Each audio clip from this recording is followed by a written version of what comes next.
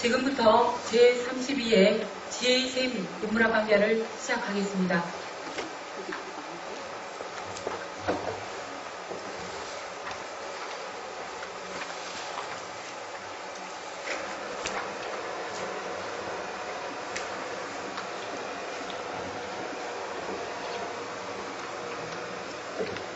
도민 여러분, 안녕하십니까? 여러분의 참여로 만들어지는 GA쌤 인문학 강좌를 맡고 있는 도립도서관 김혜영입니다.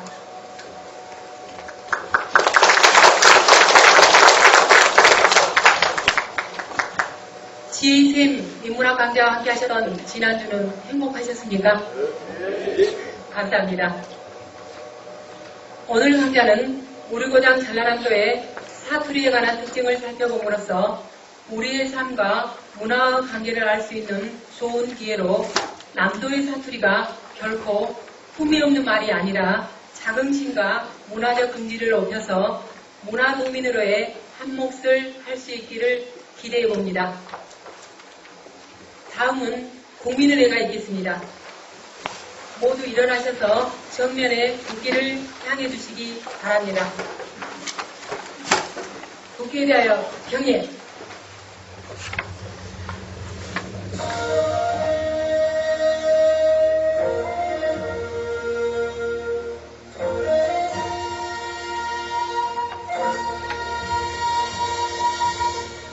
나는 자랑스러운 태극기 앞에 자유롭고 정의로운 대한민국의 무궁한 영광을 위하여 충성을 다할 것을 굳게 다짐합니다.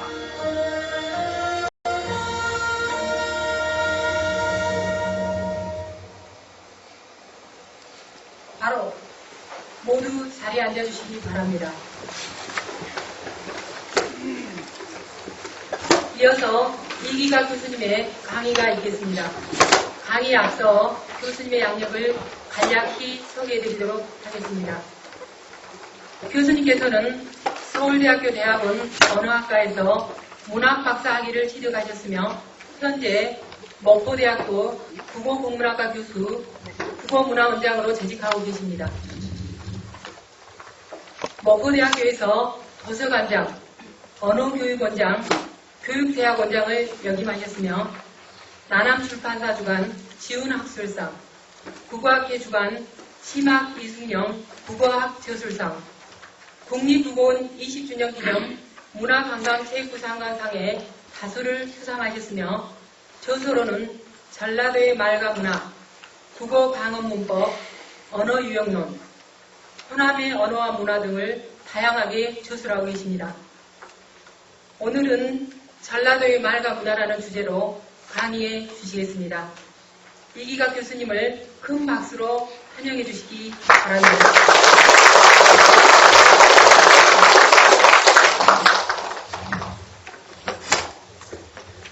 네, 안녕하십니까. 네, 방금 소개받은 목포대학 국문과의 이기갑입니다. 오늘 처음으로 가까운 곳에 있으면서 이 도립도서관을 처음으로 방문했습니다. 깜짝 놀랐습니다. 이렇게 좋은 건물에, 이렇게 좋은 시설에 곁에 있다는 것에 대해서. 늘 목포는 이제 일제 이후로 쇠락해가는 도시로만 여기 어제 왔었는데, 이 도립도서관을 보면서 그런 이미지에서 완전히 벗어나게 됐다. 그런 생각을 해봤습니다. 우리도 이제 자부심을 가지고 좀 더 발전된 모습으로 나아갈 수 있게 됐구나. 그런 생각도 함께 해봤습니다. 하여튼 이런 좋은 자리에 저를 불러주셔서 우선 굉장히 고맙게 생각합니다. 저는 81년에 목포대학에 왔습니다. 한 30년, 34년째 지금 재직 기간이 됩니다만 그 대부분을 방언 연구로 시간을 보냈습니다. 물론 우리 이제 지역 방언이 주가 되지만 그 밖에도 뭐 경상도 방언이나 제주도 방언이나 뭐 다양한 방언 연구를 해왔었어요. 그것은 제 생각에 많은 사람들이 우리말 연구할 때 표준말 중심으로 이렇게 연구를 하는데 뭐 굳이 그렇게 많은 사람들이 하고 있는 터에 저까지 끼어들 필요가 없겠다 그런 생각도 있었고 또 81년 제가 처음 여기 왔을 때 그때는 우리 지역 방언 연구 그렇게 많지 않았었습니다.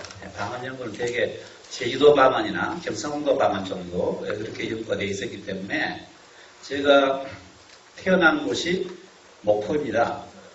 주로 초등학교 때부터 광주에서 살았지만 이제 어렸을 때 호적을 촉을 보니까 목포시 죽교동인가 뭐 그렇게 되어 있더라고요. 제 어릴 때 기억으로도 유달산 밑에 살았던 기억이 있고 그 공동 수도가에서 이렇게 물바퀴에서 이렇게 양철통이 쭉 늘어져 있던 기억들이 서너 살, 8살 때의 기억인데도 그게 굉장히 강하게 남아있고요.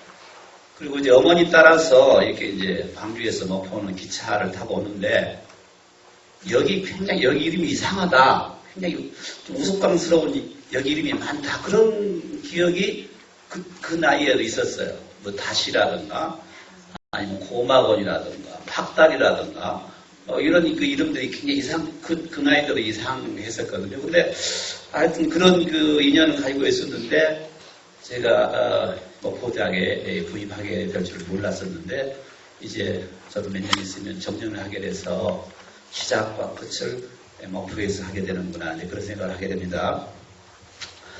오늘 제가 말씀드릴 내용은 우리 지역 말에 대한 전라도 방언에 대한 이야기입니다. 사투리라고 하고 방언이라고 하지만은 그런데 이제 물론 방언 뭐 어떤 것들은 이제 방언의 그 어떤 어원이라든가 뭐 형태라든가 재미있는 그런 이야기도 하겠지만 또는 이제 그 말 속에는 그 지역 사람들의 그 문화가 들어있거든요. 그래서 그러니까 말을 통해서 우리 지역의 이제 문화를 한번 되돌아보는 그런 시간도 가져볼까 합니다.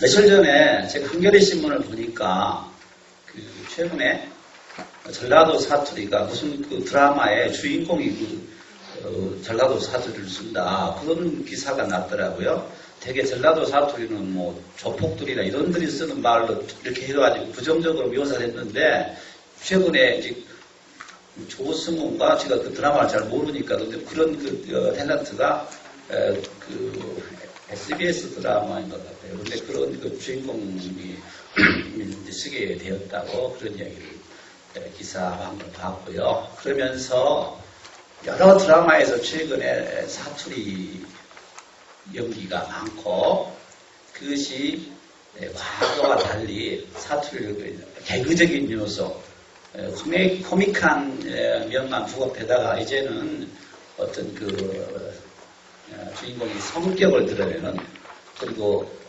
다양한 언어의 다양성을 드러내는 그런 면, 긍정적인 면도 가지고 있다, 보여주고 있다, 그런 평을 내리고 있고요.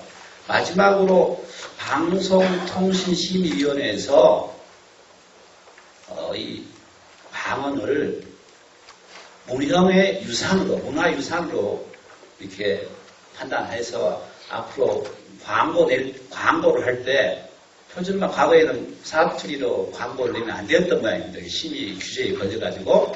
근데 이제는 광고도 사투리로 내도 괜찮다라고 판단하게 되었다는 그런 기사를 마지막에 본 적이 있습니다. 그만큼 과거에는 상당히 부정적으로 생각해 왔어요.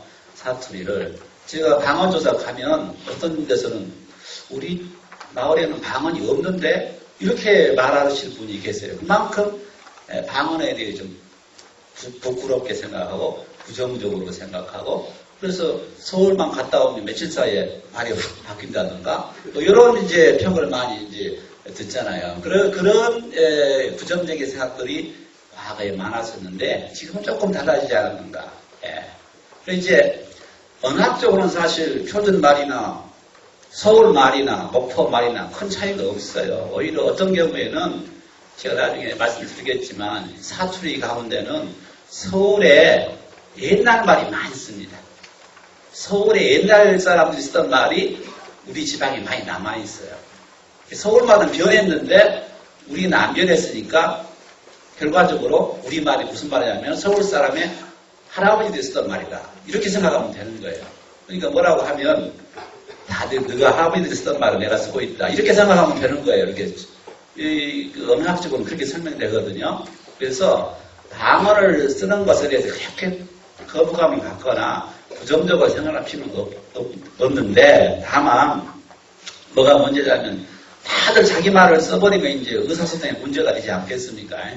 우리가 다 아시다시피 부추를 우리는 소이라고 하고 뭐 전부지라고 그러고 충청도에서는 주월이라고 그러고 구례쯤 가면 소불, 소푼 이렇게 말하거든요. 다 그렇게 각자 다르게 불러버리면 이게 의사소통이 잘 안 되지 않겠어요. 그래서 이제 표준말이 있게 된 것이거든요. 그래서 제 생각에는 공적인 언어 생활에서는 표준말을 쓰는 것이 좋고 그런 사적인 환경에서야 뭐 방언 쓰는 것을 굳이 마다할 필요는 없겠다.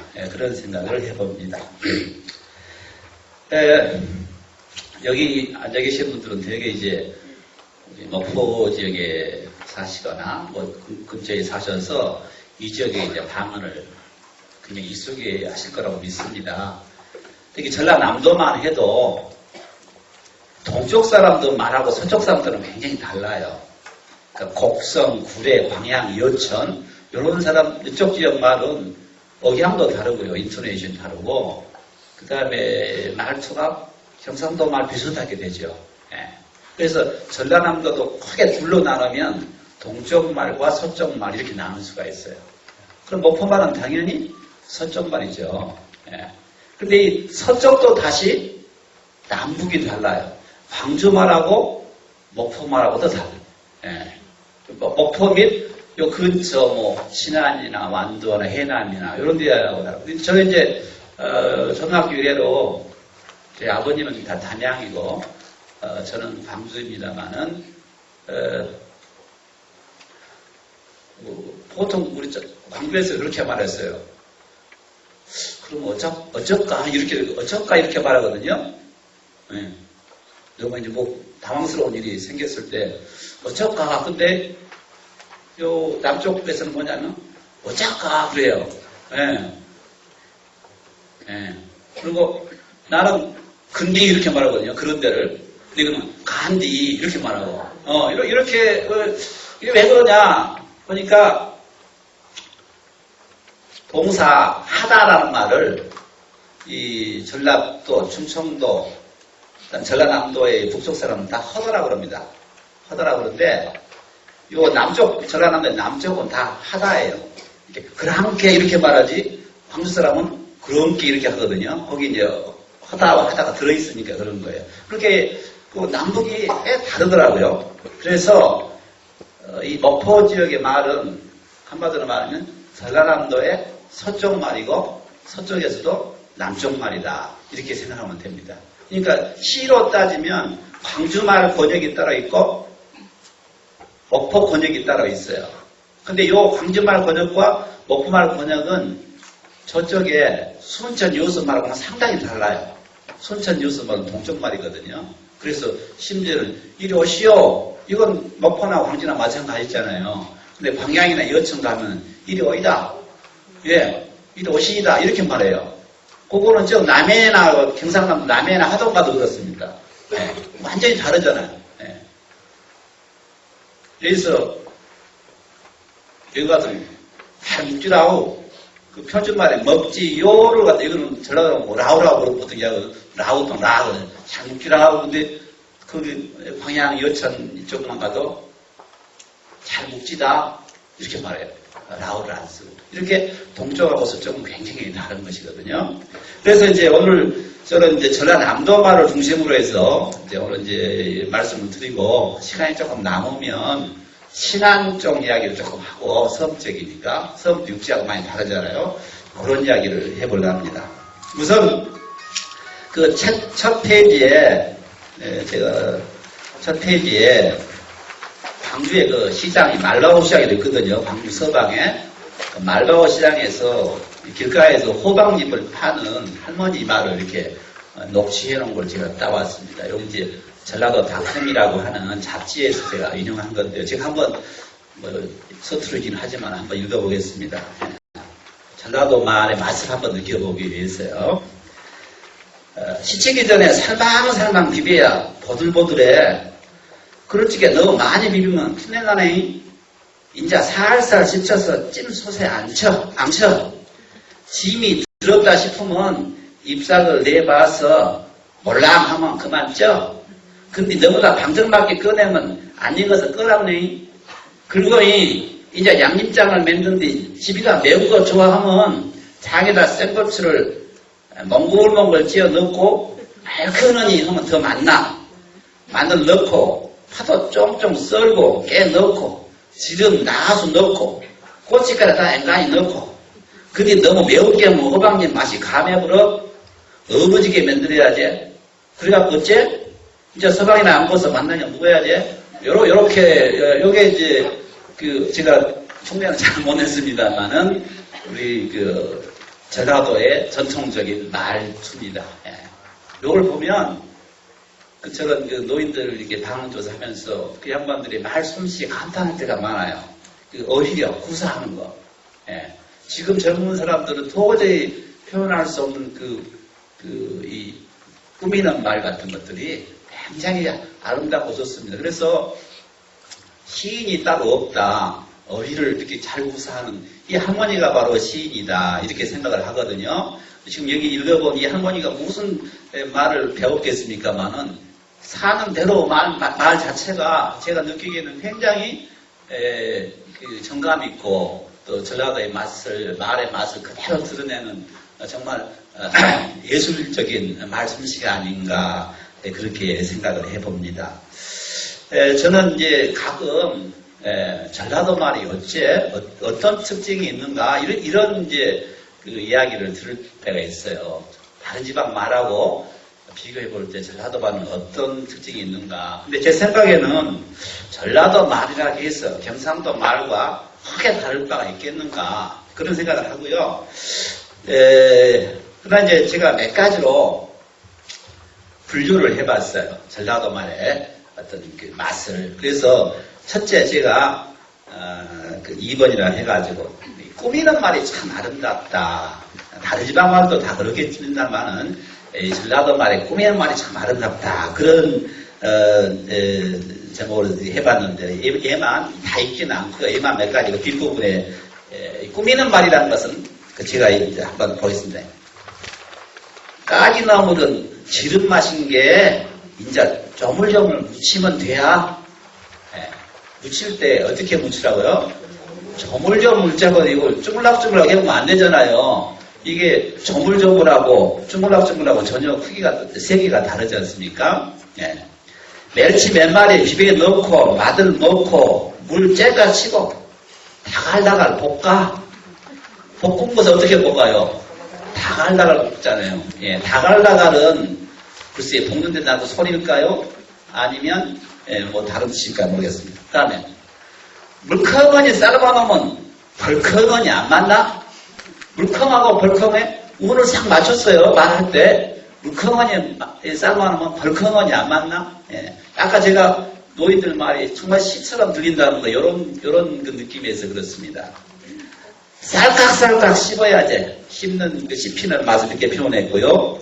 무치려면 된장기를 사르르니 하면 씹은 맛이 나지. 그렇게 말합니다. 우리가 그냥 사르르 이게 아니라 사르르니 이렇게 뒤에다 헌이라는 붙이면은 사실 전라도 말 같은 느낌이 나죠. 예. 이런 이제 수식어 같은 것들이 참 독특한 전라도 말을 풍기는 것이다. 그런 이야기를 하고요. 그 다음에 전라도 말은 뭐가 있는가? 우리가 느끼기에 참 정이 있는 말이다. 그렇게 생각합니다. 전라도 사람들이 흔히 성립문화라는 것이 있다는 거죠. 성립문화가 뭐냐? 낯선 사람 봐도 조금만 있으면은 성님, 동생 이렇게 해버린다는 거예요. 우리 대학에서도 교수 가운데서도요. 이제 우리 과에 계셨어요. 지금은 이제 정리하셨지만 이제 허영만 선생이라고 시인이 계신데 너무 감정이 풍부해. 그래가지고 그 다른 양반 나이 드신 분 보면 거의 성님 이렇게 그냥 교수한테 보통 그렇게 말 안 하거든요. 근데 이렇게 성님이라고 하고 그럼 우리 동생하고 이렇게 사적인 자리 아닌 데서도 막 그렇게 이야기를 해요. 그게 이제 그 정이 넘치는 말인데 이러한 성립 문화 같은 그 정감 넘치는 말들이 전라도 말에 몇 가지가 이게 찾을 수 있다는 거죠. 그 중에 하나가 아까 말한 안 익어서 끓었네. 또 끝에요만 안 익어서 끓었네. 요걸 어떻게 정리하는 거예요? 시인이 나한테 물어봐요. 꼭 뭐로 적어야 돼? 이로 적어야 돼? 끓었네. 끓었네. 이 아니잖아요. 이으로 적어야 돼? 끓었네. 그것도 아니지 않습니까? 요건 뭐냐면 콧소리예요. 콧소리. 이의 콧소리입니다. 이 콧소리는 프랑스 말에 많거든요. 뭐 봉줄 할 때 봉. 요게 콧소리거든요. 요런 콧소리 이게 적을 수가 없어요. 이게 한글로는.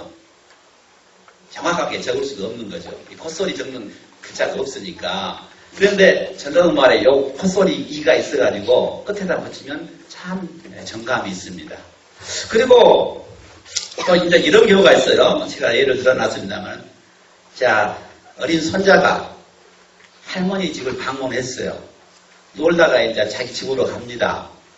할머니가 이제 손자가 가는 걸 이제 배웅하는 거예요. 그러고 할머니가 뭘 아쉽지요? 더 놀다 갔으면 쓰겄더니 이제 곧 간다고 그러니까. 이게 뭐라 그럽니까? 우리 개나지 집이 잘 갔다가 다시 오소 왜? 이렇게 뒤에다가 왜를 딱 붙여요. 그러면 할머니의 그 정이 거기에 담뿍 들어있잖아요. 다시 오소 왜 없이 그냥 다시 오소 하는 것보다 다시 오소 하고 다짐하듯이 왜 이렇게 붙여주면 훨씬 정감이 있다는 것이죠. 그래서 이런 끝에 붙이는 말, 이건 다른 지방말에 별로 없는 말 같은데요. 이런 것들이 전라도의 그 정을 듬뿍 드러내는 말이 아닌가 그런 생각이 들고요. 그 다음에 이제 뭐 여러분 다 아시는 말이지만 아짐 같은 말, 아짐은 보통 우리 다 숙모를 아짐이라고 보통 그러거든요. 친척 간에 숙모. 그때 이제 숙모가 친척 아니어도 시골 같은 작은 동네니까 동네에서 오래 사시는 게 친척 아닌 여자 어른한테 그냥 아짐이라고 그러고 그렇습니다. 근데 이제 우리가 시장에서 물건 살 때 요새는 이제 젊은 양반들은 뭐 이모 했었고 뭐 그렇게 이야기하는데 옛날에 이렇게 보면 우리 막걸리집에 가면 그 주인 아주머니 부를 때 아짐씨 이렇게 시자를 붙이면은 조금 더 다정하게 들리잖아요. 형수보다도 형수씨, 재수도 재수씨 이렇게 하면은 씨를 붙이면서 높이는 느낌이 있고 좀 더 정이 들어가고 그렇습니다. 이런 말들도 어떤 전라도 말이 특징이 아닌가 그런 생각이 듭니다. 그 다음에 세 번째 전라도 말은 어떤 게 있느냐? 아까 정이 듬뿍 담긴 말이었는데 이번에는 아주 표현이 생생하다. 눈에 보인 듯하다. 그런 특징이 있다는 것입니다. 예를 제가 하나 들어보겠습니다. 요 머리가 다 빠진 사람. 네? 제가 어렸을 때 제 고향에서 그런 사람보다 할딱보라고 그랬어요. 예, 왜냐하면 그냥 머리가 할딱 벗겨졌다고 그래가지고. 예, 그러니까 뭐 대머리라 한다든가 이것이 아니라 할딱이란 말이 그 벗겨진 모양을 형용하는 말이잖아요. 거기다 보라고 하는 사람 나타낸 전미사를 쓰면 할딱 벗겨진 사람 그런 뜻이에요. 할딱보 그런 거예요. 여기 얼굴이 얽은 사람 있지 않습니까? 예, 표준말로 그걸 곰모라고 그렇습니다. 예, 곰모란 건 곰따에서 온 거죠. 농이 생겨가지고 골마가지고 생긴 곰모라고 그러고 또 얽었다는 동사를 써서 얽배기 뭐 이렇게 말하거든요. 근데 우리 전라도에서 뭐라고 해요? 빡보라고 그러죠. 왜 빡보입니까? 빡빡 얽었으니까 빡보죠. 예. 그러니까 할딱 벗겨졌다. 빡빡 얽었다. 그걸 정도를 나타내는 말을 가지고 거기다 보호를 붙여서 사람을 표현하는 거죠. 굉장히 이 생동감 있지 않습니까? 예. 제가 아까 말바오 시장 할머니 말 봤는데 이런 말 있어요. 칼로 썰면 안 맞나? 이제 주먹 안에 넣고 살짝이 거짓갈로 짜. 거짓갈로 짠다면 뭔 말이에요? 안 짠 것 같이 하면서 조금 짠다는 말 아닙니까?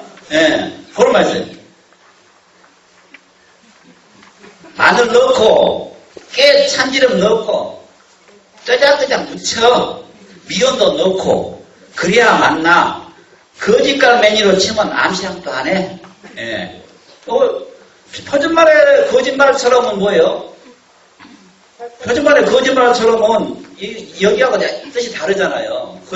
전라도 말이 거짓갈맹이로는 뭐 안 한 것처럼 아주 약하게 그런 뜻이에요.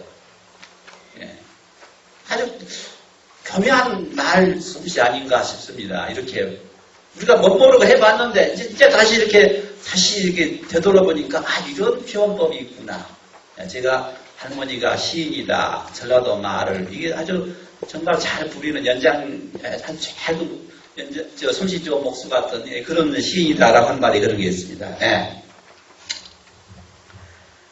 지금은 이런 칡 같은 것을 이제 즙내서 먹지만 옛날에 저 어렸을 때는 초등학교 그 담벼락 밑에서 이렇게 썰어가지고 팔았어요. 그래서 이제 칡을 이렇게 사다 먹습니다. 입이 시커멓게 될 때까지 먹잖아요. 예. 칡에 보면 종류가 여러 가지가 있어요. 먹으면 알갱이가 씹히는 먹기 좋은 칡이 있잖아요. 그런 칡이 있지만 또 어떤 칡은 딱딱하게 나무 칡이라고 물만 나와 물칡이라고 그렇습니다. 그런데 이제 알갱이가 있는 좋은 칡 이런 것을 뭐라고 그러냐? 저는 밥칡이라고 그랬어요. 제가 어렸을 때 저는 밥칡이라고 그랬는데 저 동쪽 지방 가니까 이름이 다양해요. 그런 좋은 칡을 쌀칡, 살칡, 떡칡, 가리칡, 다 먹는 음식과 가지고 이름을 만들었잖아요. 이게 옛날에 칡이라고 하는 것이 우리 이제 어떤 구황 식물이기도 했고요. 그래서 그랬는지 모르겠습니다. 근데 재밌는 건 대구 친구한테 대구가 출신 후배한테 물어. 이런 칡을 우리는 좋은 칡과 나쁜 칡을 구별해서 이렇게 말하는 대구에서 뭐라고 하냐 했더니 자기들은 이렇게 좋은 칡은 암칠갱이, 그러니까 칡을 칠갱이라고 그러고요. 대구는 암칡이라면 암칡. 그리고 나쁜 것은 수칡이라고 암수로 구분하더라고요. 이렇게. 예, 그래서 똑같은 칡을 가지고도 어떤 데는 암수로 구분하고 우리는 먹을 것으로 밥이냐 떡이냐 쌀이냐 뭐 이렇게 구별하고 이게 지방마다 보는 인식이 다르다.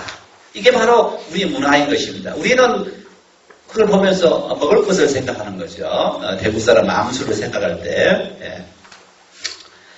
자, 그 다음에 생생한 표현 마지막 하나 더 들어있습니다. 개나 소나 차를 보고 다닌다고 요새는 자동차가 많아서 그럽니다. 서울 사람들은 그렇게 말해요. 전라도 사람들은 기나 고동이나 그러죠. 개나 소는 이렇게 주위에 선이 볼 수 있는데 기나 고동은 주위에 선이 봅니까? 어디 물가에서나 볼 수 있는 건데 왜 전라도 사람들은 왜 그런가 모르겠어요. 물가가 많은가요? 해변가 바닷가가 있을까요? 하여튼 뭔가 충청북도 같은 전혀 나올 수 없는 말이지 아닌가 싶습니다. 기나 고동이나 이렇게 바닷가나 물가가 많은 지역에 사는 사람들이 이런 말을 쓸 수 있다. 예. 그래서 그 사는 환경, 생태와 말은 굉장히 관계가 있는 것이다. 그런 것을 보여줍니다. 마지막으로 전라도 말은 외래어를 잘 안 쓰고 우리 사투리니까 순수한 우리말을 써요. 예를 들어서 스타킹. 지금은 다 스타킹을 하지만 저 어렸을 때는 그걸 뭐라고 합니까? 살량발이라고 그랬습니다. 살량발. 왜냐하면 지금은 여러 가지 색깔이지만 옛날에는 다 한 색깔이었어요. 살색. 예. 그러니까 그 색으로만 되는 양말이라고 그래서 살량발이라고 그랬는데 언젠가부터 이런 말을 안 쓰고 스타킹이라고 영어를 그대로 갖다 쓰기 시작합니다.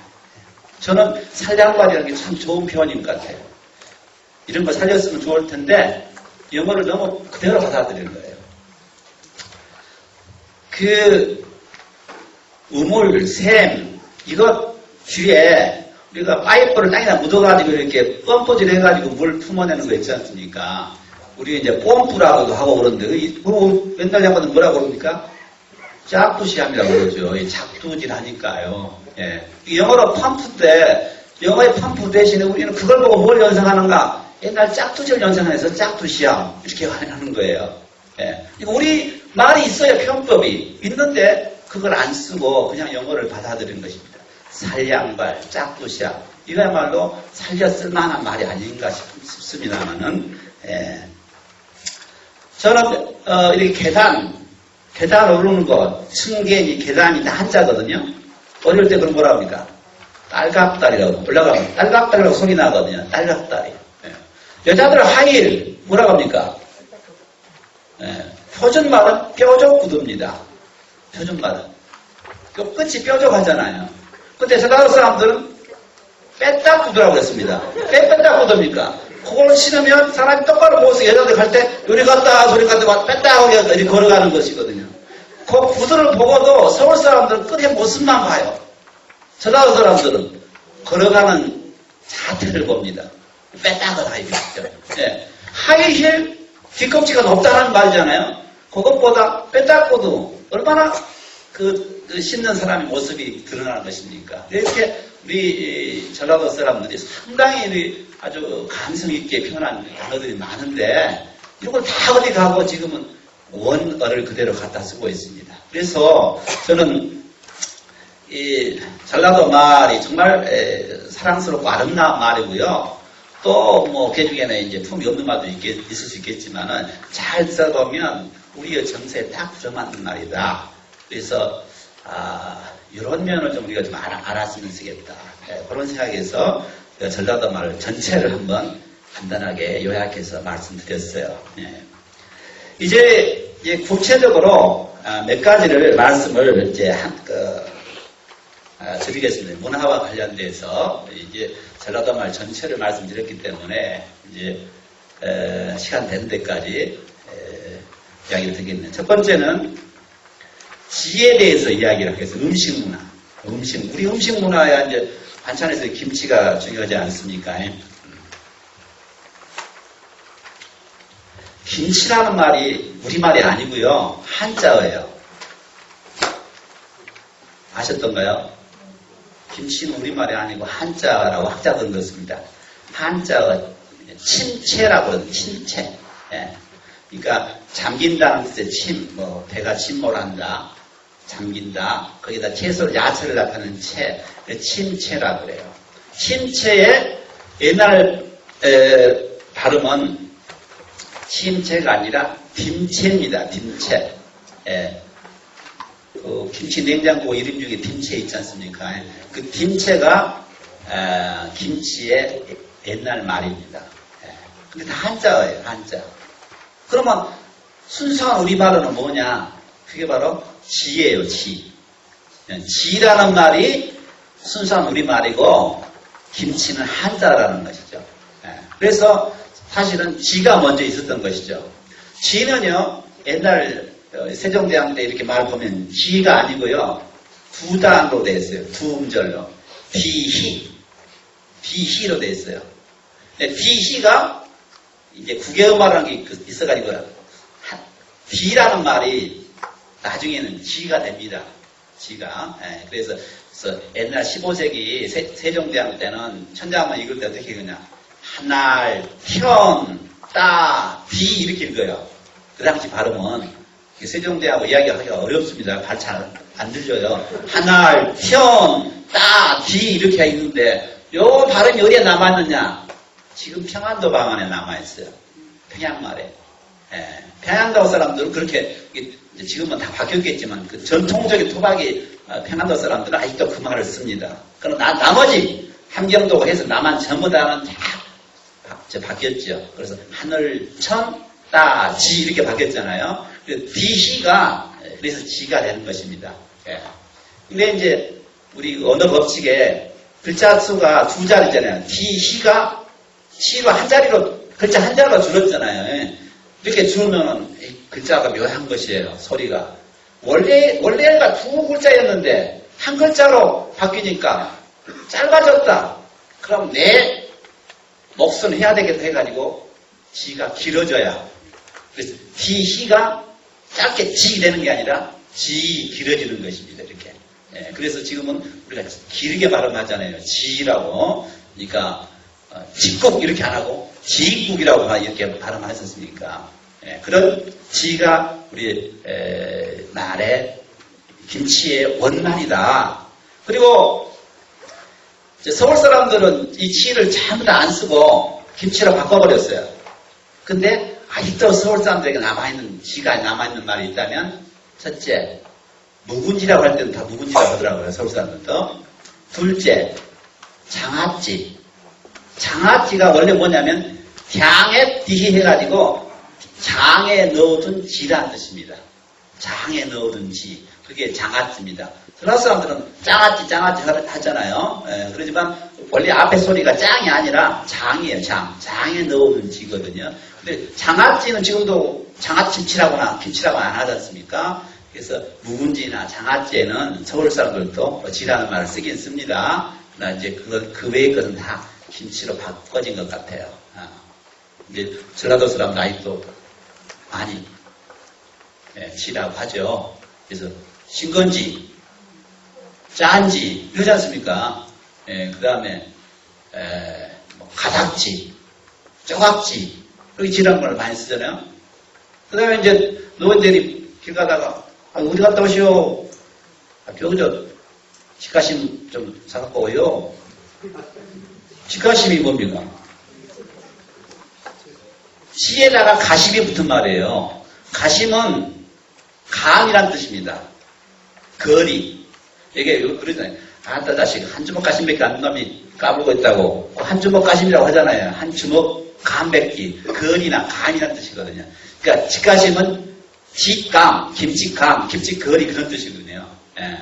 그런 뜻인데 내가 옛날에 그 경상도 아줌마가 그런 말하고 자기 여기 광주서 처음 와가지고 그래서 막 직가심해서 자기는 젖가슴인 줄 알았다고. 처음에 뭔 말인지 몰라가지고. 예? 근데 젖가심하고 직가심하고는 전향세 차이죠, 그게. 근데 이제 요 말에 직가심에 지가 들어있는 거예요. 그래서 직거리, 김치거리라는 뜻이죠. 예, 이런 말들 지금도 많이 쓰시는 것 같아요. 예. 이 전라도의 김치, 물론 이 김치란 말을 우리 이제 김치라고 하지만은, 그래서 여담으로 하나만 더 하면요. 서울 사람은 김치라고는 김치라고 그러죠. 그죠? 예. 누가 더 오래된 말입니까? 김치가 더 오래된 말입니까? 김치가 오래된 말입니까? 예, 김치가 더 오래된 말입니다. 김치의 원래 말은 뭐라고 그랬습니까? 딤채라고 그러죠. 딤채. 이 딤채가 진채가 됩니다. 딤채. 그래서 전라도 사람들도 김치라고 하는 사람도 있고 김채라고 하는 사람도 있어요. 근데 서울 사람들이 가만히 보니까 시골에 가니까 자기들은 길이라 그러는데 길 다니다가 전라도 가니까 뭐라고 그래요? 길로 다닌다고 그러잖아요. 자기는 길이라고 그러는데 전라도 촌놈들은 길이라. 여기 김치, 자기도 김치라 하면 촌사람 같거든. 그래서 촌사람 아닌 것까지 하려고 무엇을 새로 만들었습니까? 김치가 된 것입니다. 이거 순전히 억지예요. 이거 시골 사람, 촌사람하고의 언어적인 거리를 두려고 억지로 만든 것이 김치이지 자연스러운 소리 변화는 김치까지입니다. 김치. 아까 김치에서 김치되는 것은 아까 하늘천 따 뒤에 비가 기대는 것 같은 것이거든요. 예, 그래서 이제 서울 사람들이, 그러니까 우리가 혹시 어떤 사람들이 서울 사람들이 김치를 우리가 김치라고 잘못했다, 이제 그렇게 생각하면 오해라는 것이고요. 원래 오리지널한 발음이 김치가 더 오리지널한 것입니다. 예, 왜 김치라고 했냐? 서울 사람들이 촌사람하고 거리를 두려고 그렇게 만든 억지 말이다, 이렇게 생각하면 됩니다. 세 번째, 제가 3이라고 됐습니다만은, 이제 주거 문화와 아까 음식 문화 샘플로 하나 이야기했고요. 두 번째, 우리 사는 지역에 대한 이야기를 하나 하겠는데요. 이 마을, 시골의 마을 가면, 길이 좁아요. 이 길 넓어진 것은 일제시대 때 만들어졌어요. 신장로라고 해가지고 차가 다니게끔. 옛날에 우리 길은 이렇게 좁습니다. 왜 이렇게 좁게 만들어진지 모르겠습니다. 아마 임금님이 평민들은 좁은 길로 다녀라 그랬는지 모르겠고, 또 이제 되게 지게를 지고 다니니까 지게 다닐 정도면 뭐 충분하다, 그렇게 해서 길이 좁을지 모르겠는데, 그런 길, 마을에 그런 좁은 길들을 고사시라고 그러죠. 고사. 그래서 애기들이 집에서 놀면 어떻게 말합니까? 아이, 고사때 가서 좀 놀아야, 이렇게 말하잖아요. 고사서 사선이요, 사타구니란 뜻이에요. 사타구니. 사타구니는 이렇게 가랭이가 벌어지는 데가 사타구니 아닙니까? 길이 이렇게 나뉘는데, 이런 게 사타구니라고 해요. 그 마을의 사타구니다, 그런 뜻이에서 나온 말입니다. 고사집. 그런데 지역에 따라서는 고사시란 말 말고도 껄막이라고 하는 데도 있고요. 우리 마을에 애기들보다 저 껄막 가서 놀아 하는 데도 있고, 무슨 이제 섬지방 가면 셀팍이라고 하는 데도 있어요. 셀팍. 요거는 이제 살인몬 박이라는 뜻이고, 이제 셀팍이라고 하는 데 있고, 그렇습니다. 근데 여기서 이제 하나 아주 재미있는 이야기를 하나 해드리면요. 이 문이라는 게 한자 있잖아요. 문자. 문자가 있는데 이걸 옆에는 찾으면 이제 뭐라고 하냐? 문 그러거든요. 앞에 문이 뜻이고 뒤에는 소리 거니까 뜻은 문이고 읽는 것은 소리로 또 문이라는 말이에요. 근데 옛날로 천자문 보면 문문이 아니라 뭐라고 하냐면 오래문, 그렇습니다. 오래문. 문은 순수한 우리말이 오래예요. 오래. 문은 한자고 문은 옛날부터 있었겠죠. 근데 순수한 우리말은 오래라는 것이죠. 그래서 대문이 오래잖아요. 대문에서 대문 밖에 있는 그 공간, 그것도 오래, 또는 오래뜨기라고 그런 말, 표준말에 있습니다. 우리가 아까 셀파키니, 걸마키니 하는 것이 대문 바깥에 있는 공간, 길을 되게 이야기하거든요. 근데 표준말에도 오래 또는 오래들이 있는데, 그 오래가 제주도에 가서는 뭐가 됩니까? 올레가 됩니다. 올레. 그래서 제주도 말의 올레는 대문에서부터 크기까지 있는 길을 올레라고 그래요. 올레. 우리가 지금 올레길이 1번부터 12번까지 있어가지고 다 이렇게 돌아다니고 산책하는 길이라고 하는데 그게 아니라 원래는 이 대문에서 크기까지 가는 그 길이, 우리가 전라도 말로만 뭐예요 이게? 샘파기고 걸막기고 하는 그 공간이 제주도 말에서는 올레가 되는 것입니다. 그리고 올레의 원뜻은 문어 순수한 우리말이다. 올해에서 나온 것이다. 그렇게 생각하면 돼요. 그러니까 지금 지리산에 둘레길, 그 다음에 무등산에서는 무돌길, 여천에 어디 섬에서는 기름길, 굉장히 그 산책하는 길들이 많이 만들어졌잖아요. 제주도에서 이제 올레길이라는 것이 처음으로 시작했었습니다만은 그것의 원뜻은 대문간의 공간, 그것이 있었다. 이렇게 생각하시면 되겠습니다. 그 다음 이야기를, 이제 우리 무속 문화에 대해서 간단하게 이야기했습니다. 무속. 옛날에 이제 무당들이 많이 있었지 않습니까? 무당은 두 종류가 있습니다. 갑자기 몸이 아파요. 너 무당 안 되면 죽는다는 그 무병을 알았죠. 그렇게 해서 생긴 무당. 신이 내린 무당이 있습니다. 강신무가 있습니다. 강신무. 반면에 신도 안 내렸는데 무당 된 사람이 있어요. 왜요? 자기 아버지, 어머니가 무당이니 자기도 무당 될 수밖에 없는 거예요. 옛날에는 처민이었잖아요, 무당이. 그러니까 그 그 신분을 그대로 유지하기 위해서 무당이 된 거죠. 이런 것을 세습무라 그렇습니다. 세습무. 그래서 무당은 강신무가 있고 세습무가 있어요. 근데 어디가 더 신통력이 있냐? 강신무, 신 내리는 사람이 훨씬 신통력이 있죠. 예. 어디가 노래하고 춤을 잘 추냐? 세습무가 노래하고 춤을 잘 춰요. 세습무는 전통적으로 그 이런 무악, 국 같은 거 하는 그런 걸 잘하는 거예요. 그래서 우리 전라도 지방은 세습무가 많습니다. 대대로 내려와요. 그 무당을 전라도에서 뭐라고 합니까? 단골 이렇게 말하고 뒤에다 내라고 그러죠. 내는 여자를 가르쳐 내라고 합니다. 아람내할 때 내니까 단골내 이렇게 부릅니다.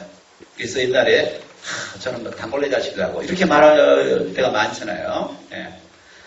그 박병천 씨라고 굉장히 유명한 국악 연주가가 있죠. 근데 진도에 가서 방한조사 했더니 그쪽 사람들은 씌워주질 않아요. 그 진도 출신인데 서울 가서 그렇게 유명한데 왜냐? 단골 자식이라고. 자기 고향에서는 그렇게 천대받던 사람이 서울 가서 그렇게 유명하게 됐는데도 그걸 인정을 안 하는 거예요. 그만큼 아주 천하게, 계층적으로 천하게 해왔던 사람인데요. 단골들은 자기들 구역이 있습니다. 예, 우리 깡패들도 소매치기도 다 자기 구역이 있지 않습니까? 그런 것처럼 무당들, 단골도 구역이 있어서 구역 안에서 사람들에게 일정한 그 복수를 받아요. 수학철에 가을에 가면 조금씩 집집마다 가면서 받아가지고 자기들은 이제 따로 뭐 농사를 짓거나 그러지 않기 때문에 그거 받아가지고 살거든요. 그러면 보통 때 몸이 아프거나 문제가 생기면 와서 이 양반들한테 이제 치료를 구하는 것이죠. 따라서 단골은 과거에 어떤 역할을 했는가? 의사, 목사, 이런 역할을 한 거예요. 단골이, 옛날에. 그런데 이제 의학이 발달하고 의사가 많아지고 또 교회가 많이 들어서 그러니까 할 일이 없잖아요. 그래서 단골이 많이 이제 쇠퇴하게 됩니다. 제가 최근에 신안 섬에 가서 단골 한 분을 만났어요. 근데 그분이 이렇게 이걸 알려주죠. 내가 말을 좀 가르쳐 줘야 되겠다고요. 내가 뭘 방언조사를 왔다고 그러니까 무슨 말씀이었더니 단골들끼리는 자기들끼리 쓰는 말이 따로 있다는 거예요. 그걸 이제 우리가 은어라고 그럽니다. 은어. 남은 모르게 쓰는 말. 보통 이제 그 신만이 그 산삼 캐는 사람도 그런 은어를 쓰거든요. 자기들끼리 남 모르게. 근데 이 무당들도 단골들도 자기들끼리 말이 있다는 거예요. 그래서 이제 자기들끼리 돈이 좀 많이 올라왔으니까 조금 더 신나게 놀아봐. 그런데 돈이 많이 올라왔단 말을 하려는데 돈이라고 하면 남들 다 알아듣는 거 아니에요. 그러니까 그렇게 자기들 말로 이렇게 한다고 그래요. 그래서 이제 한 30-40개의 단어를 가르쳐 주시더라고요. 근데 제가 요거를 이제 다른 학자들 글하고 비교를 해봤어요. 남사당패라고 있잖아요. 줄 타고 막 뭐 돌리고 하는 재주 부리는 사람 남사당패잖아요. 남사당패에 쓰는 은어가 있고 기생들도 은어가 있습니다. 기생들도 자기들끼리 기생 은어하고 비교해 보니까 한 40%가 비슷해요. 기생, 남사당, 단골 요 사람들이 거의 같은 저 천민이면서 옛날에 이 무당 출신 단골에서 기생으로 많이 올라간 것이 아닌가 그런 생각이 들어요. 왜냐하면 춤하고 노래 잘하니까. 그래서 이제 하나만 알려드리겠습니다. 이 남자 고추는 뭐라 그러냐? 작숭이라고 그래요. 작숭이. 그건 기생들 말도 그렇고 남사당패 말도 그렇고 무당들도 그래요. 작숭이가 무엇인가? 근데 제가 찾아봤습니다. 평안도 사투리 있더라고요. 짝대기에 평안도 방언 이렇게 돼 있어요. 짝대기. 그게 얼통하시잖아요.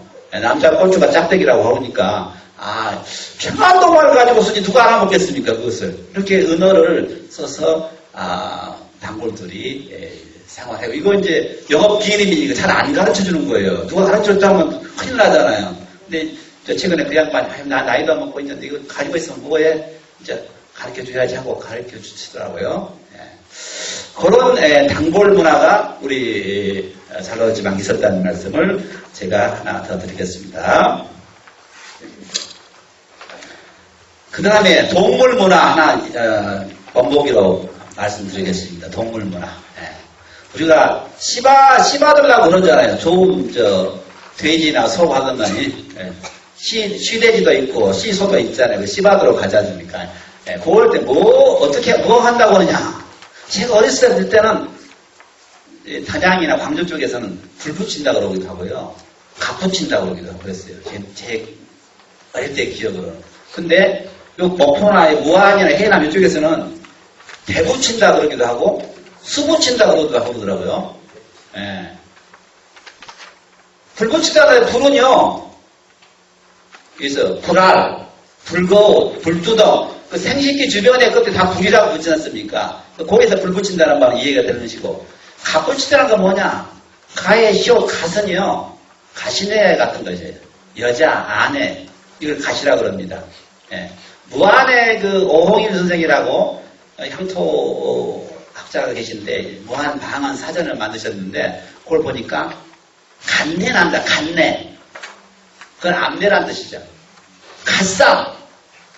여자들 싸움하는 거예요. 뭐원 본처하고 첩하고 싸움하는 거기 갓싸움이라고 해서 갓이 여자라는 뜻이죠.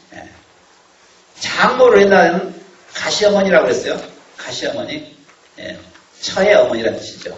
갓이 여자라는 뜻이거든요. 그러니까 갓 붙인다는 말은 암놈 붙인다는 뜻이에요. 재밌는 건 똑같은 행태인데 여기서는 수 붙인다 그러고 저기서는 여자 붙인다 그러고 똑같은 것을 이렇게 표현한다는 거기 재미있어서 제가 한번 소개해 드리는 것입니다.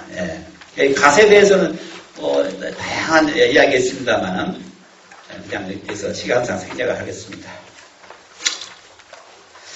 그 다음 제가 7번에라고 이것이 누이하냐 그런 전라도 말이 있습니다. 다 아시죠? 뭔 뜻이에요? 누이하냐? 누것이냐? 그런 말이죠. 누야. 이 말 요새 잘 안 쓰고 들으면 알지만 실제는 잘 안 읽거든요. 요새 아이들은. 이게 이 말이 역사가 얼마나 된 말일까요? 1000년도 넘습니다. 제가 그 자료에 제가 거기 처용가라고 하는 신라 향가 예를 봤어요. 그래서 처용가 아시죠? 처용은 용왕 아들입니다. 용왕 아들이에요. 이제 신라의 그때 헌강왕인가요? 제가 그래다 써놨습니다만은 신라 이제 헌강왕이 동해안에다가 절을 지었어요. 용왕을 위해서. 그러니까 용왕이 너무 고마워. 그리고 자기 아들을 이 현강왕한테 바칩니다. 그래서 이제 이 처용호 이제 용왕의 아들이 이제 땅으로 올라와가지고 신라 헌강왕 밑에 있으니까 왕이 예쁜 여자를 골라줬어요. 그래서 부부연을 맺게 됐어요. 그런데 여기에 사이에 끼었던 것이 역신이에요. 역신. 역신은 질병을 옮기는, 병 옮기는 신이 역신이거든요. 이놈이 이제 그 사이에 끼어가지고 유혹하는 거예요. 그 처용의 부인을. 그러니까 처용이가 이제 밤늦게 술 먹고 놀다가 집에 들어와 보니까 어쩝니까? 두 사람이 자고 있거든. 그러니까 처용이가 노래를 부릅니다. 뭐라고 노래를 부릅니까? 거기에 제가 써놨잖아요. 자, 뭐라고 됐습니까? 동경 밝은 달에 밤들이 논이다가 둘이 들어와서 다리를 보니 다리가 넷이구나. 둘은 내해였고 둘은 누구 행고 이게 내해가 바로 둘은 내한디 말이에요. 두 개는 내한디 나머지 두 개는 누구야냐 그 말입니다. 건디 내해다마는 빼앗은 것을 어찌하리요. 이런 내용을 가진 처용이가 이렇게 노래를 부르고는 그냥 슬금이 가버려요. 역시 감동을 해서 다른 사람 같으면 막 몽둥이 들고 와서 쳐 죽을 것인데 그냥 노래 부르고 가니까 너무 그 인품에 감동해서 다시는 처용이 얼굴에 붙은 데는 들어가지 않겠다. 그래서 처용이가 그린 얼굴 부적을 보면 역시 들어오지 못한다. 병이 오지 않는다. 그런 유래가 있는 노래가 초용가거든요. 이 초용가의 신라시대 노래예요. 여기 보면 둘은 내였지만 내란 말 있잖아요. 그게 바로 잘갔단 말에 내야입니다. 내야. 옛날에 히읗이 있었어요. 그러니까 신라시대부터 지금까지 내려온 천년의 역사를 가진 말이다. 내야가. 근데 이제 요새 아이들은 이것을 안 쓰고 뭘 써요? 것을 쓴단 말이에요. 내야가 아니라 내 것이다 말이죠. 천년간 이어져 왔던 말이 21세기 와서 사라지게 생겼어요. 얼마나 안타까운 일입니까? 저는 그 소나무 볼 때도 그런 안타까운 마음이 들어요. 현세 우리 민족에 가장 가까운 데 나무가 소나무 아니에요. 근데 요새 재선충 때문에 많이 말라 죽고 있거든요. 혹시 금세기에 다 말라 죽어갈지도 모르죠. 어떻게 수천 년 내려온 나무가 꼭 우리 시대에, 우리가 살고 있는 이 시대에 이렇게 없어지고 하는가. 이렇게 안타까운 마음이 드는데, 말 중에서도 내야 같은 말이 저는 참 그런 생각이 들게 하는 말입니다. 천년이나 된 말이라는 거. 혹시 쓰실 때 보석같이 쓰시기 바랍니다. 그 다음, 조금 이제 이야기를 조금 속되게 느자가 없는 놈 이야기 할까요? 느자가 없는 놈. 많이 쓰는 말이죠. 저 느자가 없는 놈, 싸가지 없는 놈. 싸가지하고 느자고는 많이 쓰시는 말이죠. 싸가지는 그냥 아시겠죠? 싹수죠, 싹수. 싹. 식물이 막 몸이 턴 거에 싹이라고 하잖아요. 거기다 아지라는 말을 붙습니다. 아지를 붙이면 조금 비야, 어떤 작은 걸 가리켜요. 그래서 아지는 송아지, 망아지, 뭐 여기 다 아지가 붙었지 않습니까? 그건 작은 걸 가리키고, 쌍아지 하면은 좀 낮춰서 말하는 것이죠. 근데 이제, 싹이 노랗다. 이 싹은 이런 노란 싹은 어떻게 됩니까? 앞으로 잘 될 리가 없죠? 그리고 너 장래 희망이 없다. 그런 뜻이죠. 싹아지가 있다, 없다 그러죠.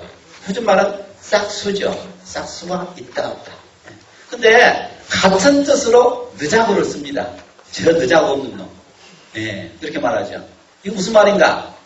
원래 단어는 느의 지읒받침이에요. 느, 지읒받침. 그러다가 전미사가 아구예요. 그럼 느지 뭐냐? 요게 500년 책에 다 나온 말입니다. 징조, 앞으로 뭐가 될 징조란 힘이 그런 뜻으로 쓰인 단어예요. 느지라는 말이. 그러니까 느자고란 말이 함부로 생긴 말이 아니라 세종대왕 때 책에 다 나왔던 말이에요. 그 말에다가 우리가 뒤에다가 아구란 말을 붙였어요. 아까 싹에다 아지 붙이듯이 그 느자구로 해서 앞으로 될 징조가 있다 없다 말이죠.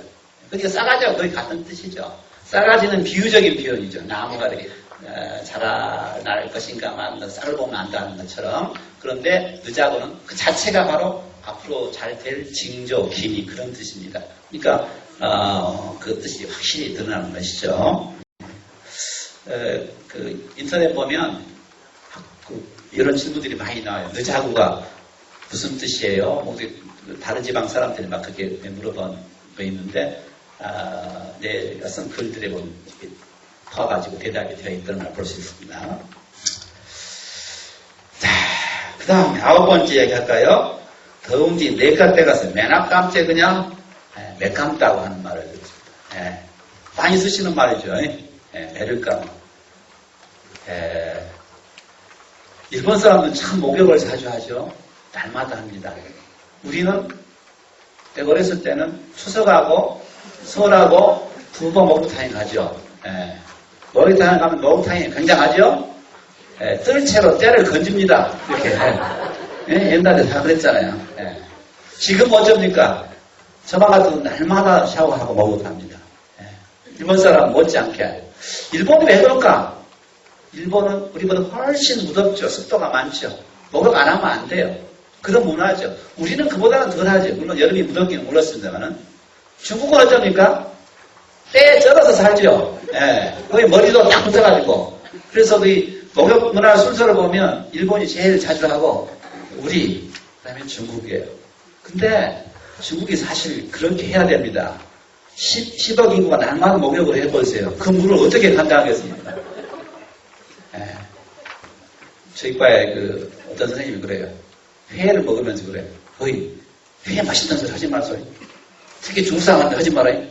어쩌 그 사람들이 회 먹기 시작하고 우리는 아무것도 없네. 예. 10억 넘은 사람이 회를 먹으면 다행히 그 사람들은 그 기름에 튀긴 것만 먹지 않습니까? 요새 조금씩 먹기 시작하는데, 그 사람들이 수세식 변기 써버리고, 목욕을 일본 사람들까지 해버리면 지구가 물이 동나버립니다. 예. 그래, 다행이라고 생각합니다만은, 자, 우리가 목욕을 참 어렵게 했습니다. 그 여름이면 어떻습니까? 아까 막 짜꾸시장 밑에 가서 또는 우물 샘가에서 이렇게 엎져가지고 위에서 이렇게 물을 붓지 않습니까? 예, 그거 뭐라고 합니까? 목물, 등물. 근데 저는 어렸을 때 우리 동네는 허리막이라고 그랬어요.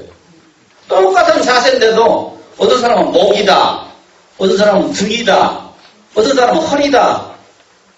물 부분들이가 다른 것도 아니잖아요. 똑같은데도 그렇게 방언적인 차이가 생긴 거예요. 똑같은 자세를 두고도 포커스를 어디에 맞추느냐, 목에다 맞추느냐, 등에다 맞추느냐, 허리에다 맞추느냐, 이게 말 부분이 여러 가지로 분화되지 않습니까? 이게 우리 목욕 문화였어요, 과거에. 이제 이렇게 목욕하고 아이들이 냇가에서 이제 목욕 놀고 하면서 이제 표준말은 미역 감다라고 그러고 우리는 맥 감다라고 그러다가 이제 매가 돼서 그냥 맥 감다라고 보통 말하죠. 이렇게 맥 감는 애들 보면 옷 홀랑 벗고 감잖아요. 이런 것을 옷을 빨가벗는 것을 우리는 뭐라 합니까? 꿰벗다, 꿰댕이 벗다 그럽니다. 꿰벗다. 빨가벗다는 발가벗다는 뭐냐면 북다와 한 게 있어요. 어원이. 북이라고 하는 거, 불불적자, 불불적자 한자로 적나라 하다. 이 맨손은 적수, 빨간손. 이 적이라고 하는 것은 북다란 말은 아무것도 걸치지 않는 맨이란 뜻입니다. 그래서 발가벗다는 어원이 거긴데, 꿰벗다는 뭐냐? 꿰는 원래 고의 벗답니다. 고의. 고의가 뭐냐? 남자들의 여름철 헛바지예요. 바지. 여름철 헛바지가 고의입니다. 그러니까 고의가 괴가 되어서 괴 벗답니다. 예. 문옷을 벗으면 꿰벗은 것이 아니요. 어디를 벗어야 됩니까? 아랫도리를 벗어야 되잖아요. 그래서 괴 벗다는 것입니다. 예. 꿰복쟁이는 그렇게 해서 어릴 때부터 라당 벗고 같이 놀던 친구 중마고를 우리말로 꿰복쟁이 친구라고 그러잖아요. 예. 그래서 꿰벗단 말이 이 고의가 한자거든요. 고야 남자들이 여름 옷바지 고의란 말이 한자인데 거기에서 왔다는 거. 그걸 여러분들이 아시면 표준말에 빨가벗다는 북다에서 왔고 우리는 그냥 바지 벗다는 뜻이구나. 예, 그렇게 구별하면 쉽게 구별이 되겠죠.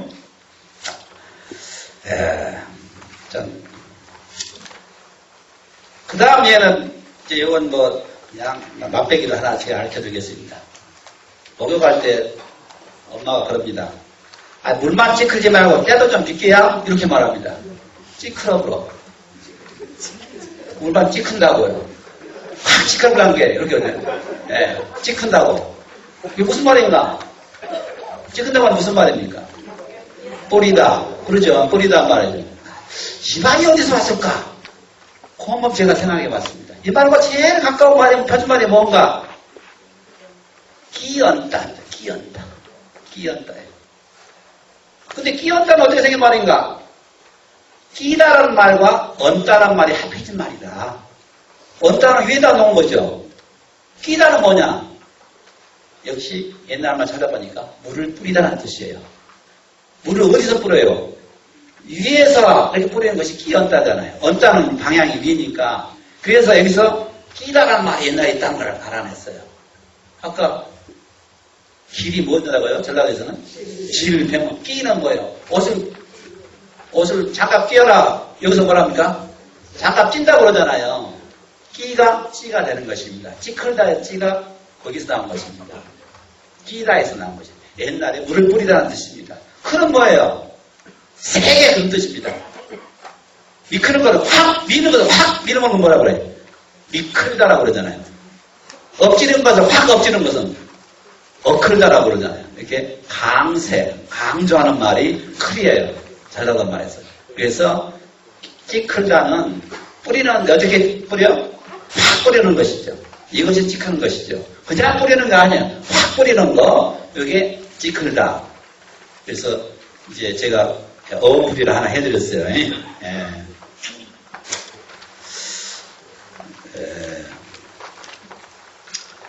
그 다음에는 뭐 이제 그냥 너무 저기 해서 14번 이것도 많이 쓴 전라도 말인데 한말 14번 포도씨 밥 먹고 사요.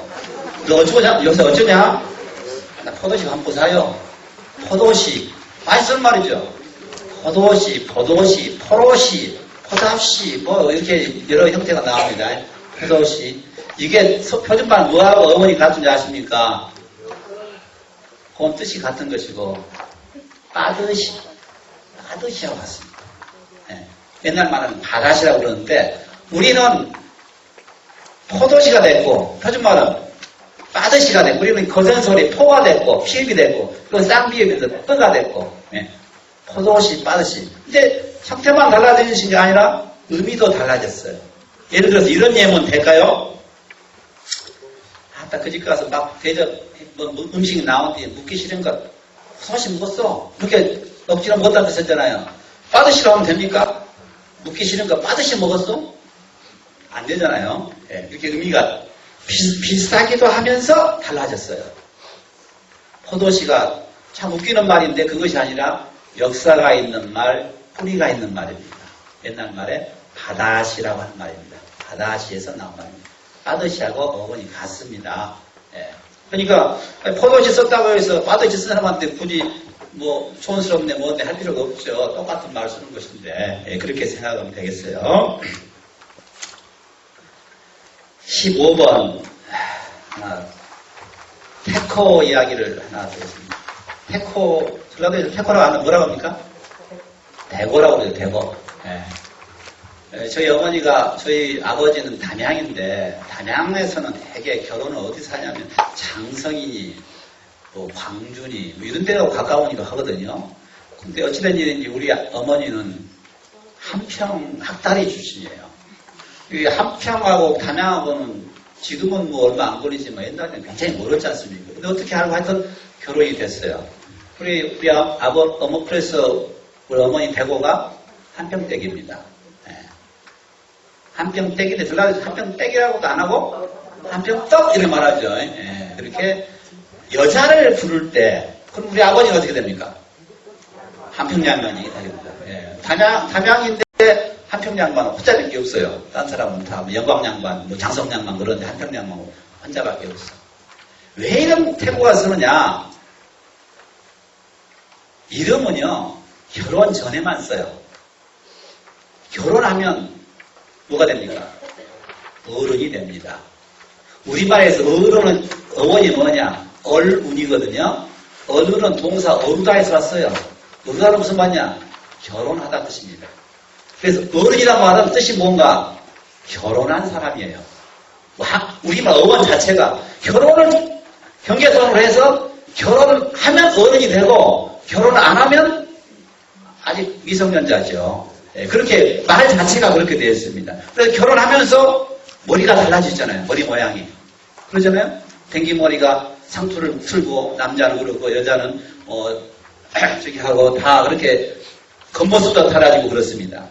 이름을 함부로 부르던 사람을 결혼했으니 어른이 됐으니 이름을 부를 수가 없어. 그러니 어떻게 해? 결혼한 여자를 부르는 방법을 어떻게 해야 될까? 따로 이름을 만들어야 되겠는데 제일 좋은 방법은 친정이 다 다르잖아요. 그러니까 친정 이름을 갖다 붙이는 것이에요. 한평에서 온 사람, 담양 안에서도 명이 다르고 그러니까 그걸 해가지고 구별하니까 잘 구별이 된단 말이에요. 그게 태고가 발달한 것입니다. 기본은 결혼한 어른한테는 이름을 절대 부르면 안 된다는 그 원칙이 있고 그래서 이제 이런 그 친정 남자 입장에서는 처갓집 이렇게 해서 아무게 떡 한자로 댁이죠. 집가 된 댁입니다. 근데 섬에 갔더니요 신안이나 진도나 조도나 섬에 갔더니 아무게 댁 이런 말 안 써요. 그러면 아무게 네 그래요. 네. 그러니까 댁을 쓰느냐 내를 쓰느냐 가지고 육지하고 섬이 구별됩니다. 그리고 내를 쓰는 사람은 친정 지명을 잘 안 쓰고 애기 이름을 써. 철순애, 영순애 이렇게 씁니다. 보통 그러잖아요. 뭐 보성내, 순천내 이렇게는 안 하지 않습니까? 애기 이름 가지고 있어요. 그런데 놀라운 사실이 있습니다. 애기 이름으로요. 정식 이름으로 이제 호적에 오르는 정식 이름이 있지 않습니까? 근데 이 진도나 신안이나 성지역 사람들은 애들이 정식 이름 짓기 전에 집안에서 부르는 이름이 따로 있어요. 성명으로. 되게 우리 또 그러지 않습니까? 그래서 성명 짓는 방법 첫째, 차례를 따른다. 첫째야, 둘째야, 막내야. 요거 차례잖아요. 차례를 따른다. 그래 진도에서는 제일 큰 아들은 큰 놈입니다. 둘째는 두바, 바. 셋째는 시바, 넷째는 리바, 다섯째는 오바 이렇게 불러요. 이 바는 남자 아들이에요. 딸은 제일 큰 놈은 큰 년, 둘째는 작은 년, 셋째는 시바가 아니고 이번엔 시단, 이단 이렇게 단을 씁니다. 그러니까 아들이냐 딸이냐 순서를 짓는데 그 전비사가 바냐 단이냐 이런 거 쓰는 거예요. 이런 방식이 하나 있고 두 번째 방식도 있어요. 그 얘기들 외갓집 이름을 쓰는 거예요. 외갓집 지명. 그러니까 여자가 엄마라고 말해서 어디 지명입니까? 친정 지명이잖아요. 그래서 그 최정래라고 진도 단골이 있는데 그 양반 이렇게 말을 해놓은 거 보면은 자기 친정이 대산리 대나무 있잖아요. 대산리에서 온 사람이 아들 낳으면 그 애기 이름이 뭐가 되냐? 대바예요. 대바. 딸 낳으면 대단이 또는 대심이 그렇습니다. 그렇게 차례를 짓는 방법, 그 다음에 그 외갓집 지명을 짓는 방법이 있어요. 그러면 저기요 대바면 대바의 어머니의 태포가 뭐가 됐습니까?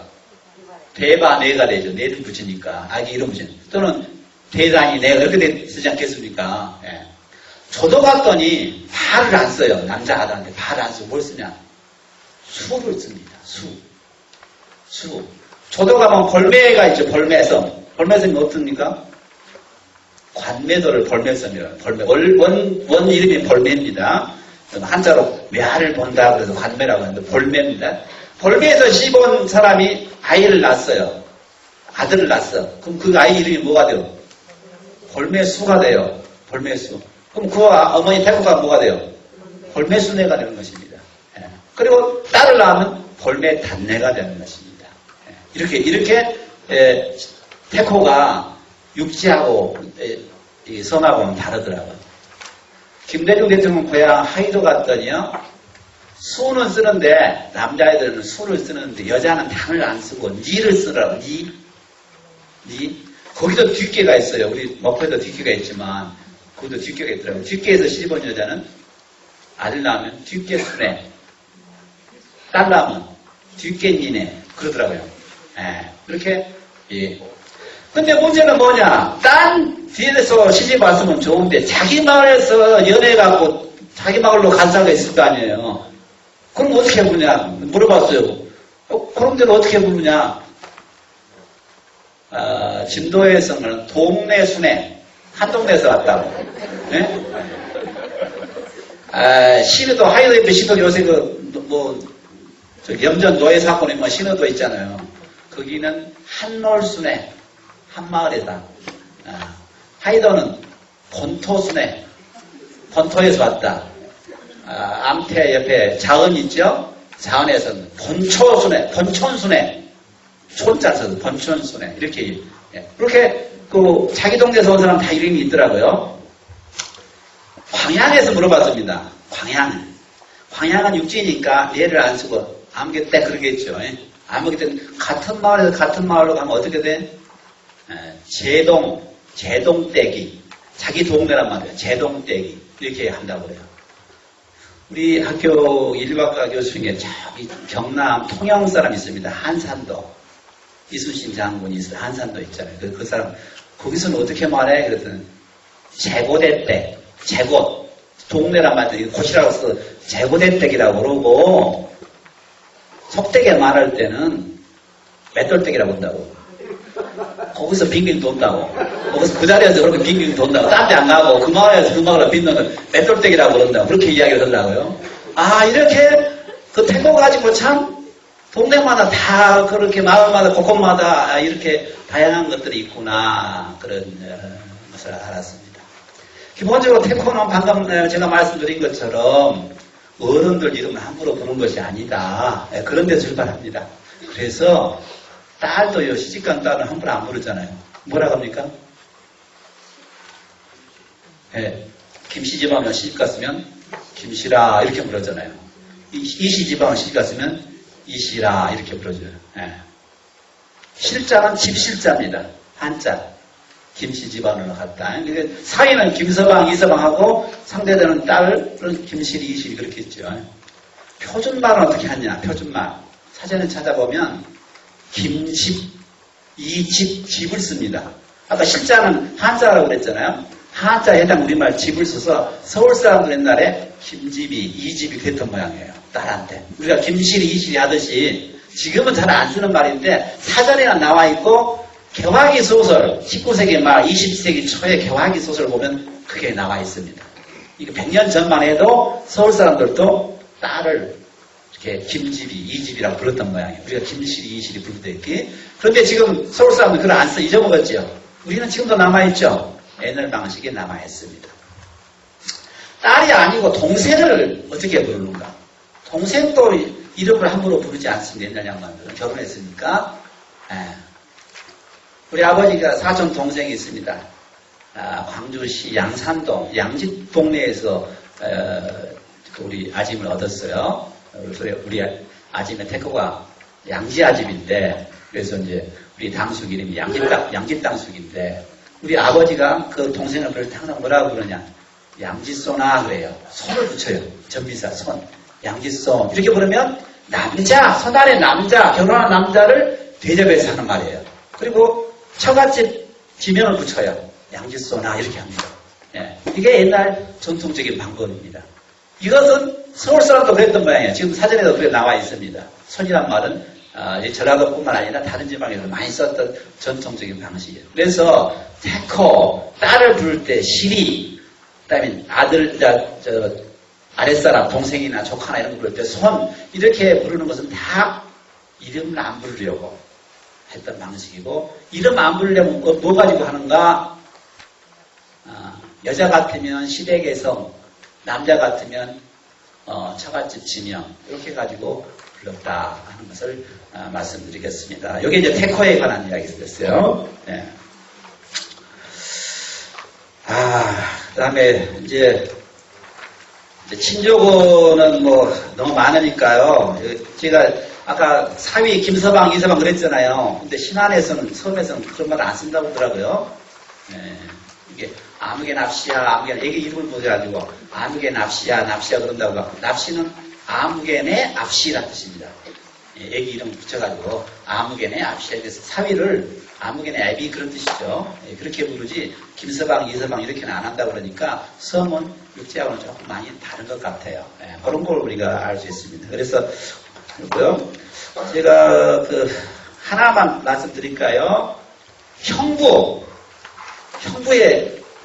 한자어잖아요. 형의 이 형은 우리 지금 남자들이 자기 형제간을 형이라고 그러는데 전통적으로 여자들도 형이라고 그랬어요. 언니라는 말은 안 썼어요. 전라도에서. 다 형이라고 그러니까 성이라고 그랬어요. 그러니까 형부가 뭐예요?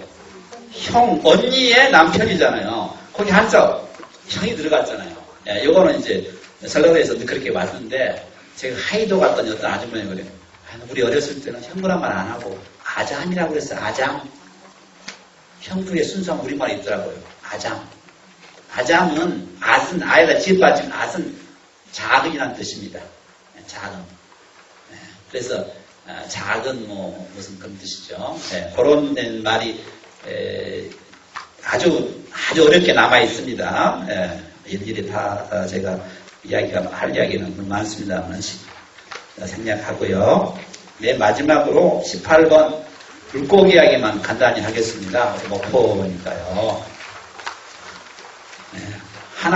첫 번째 숭어하고 농어 이야기만 하겠습니다. 숭어 요새도 많이 지금 철인가요? 숭어? 아직 조금 더 있어야 됩니까? 숭어가 두 가지가 있대요.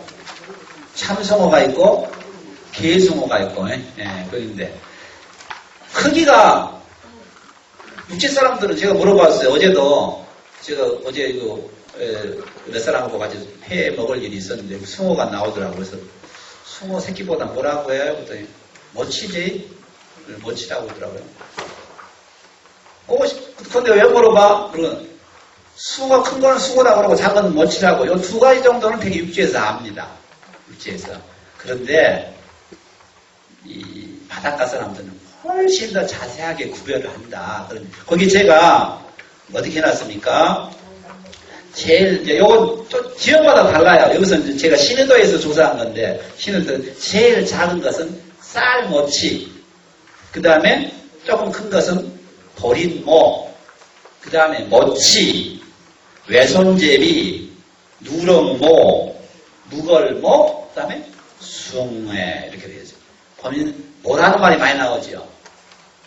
모치에 모도 있고, 무슨 이 모가 숭어는 한자가 수어에서 왔다고 그러는데, 숭어의 순수한 말이 뭐가 아닌가 그런 생각이 듭니다만은,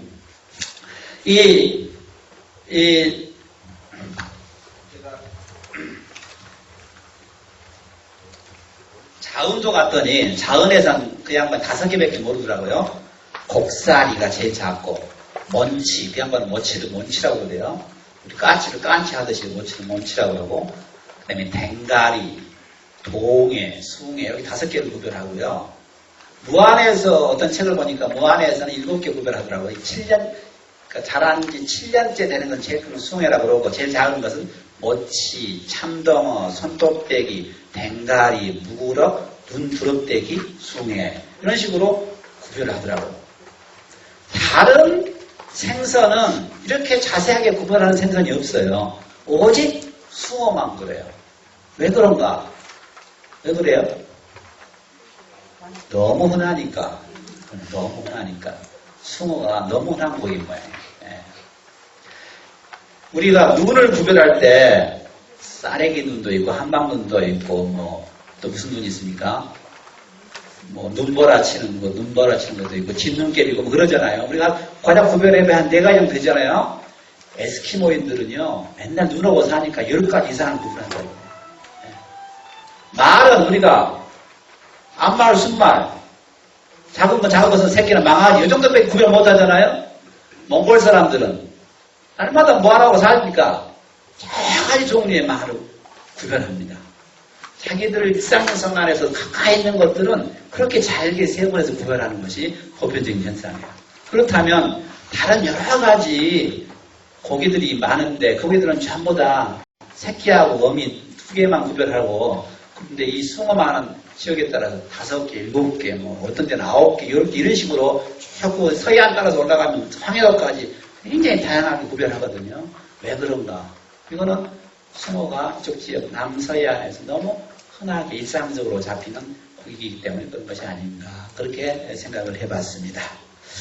마지막으로 농어 이야기를 하겠습니다. 농어는 구분해보니까 3가지 정도를 구분하더라고요. 크기에 따라서 껄떡, 제일 작은 껄떡이라고 그러고 조금 더 큰 놈은 복껄떡이라고 그러고 큰 놈은 농해라고 농어라고 그러죠.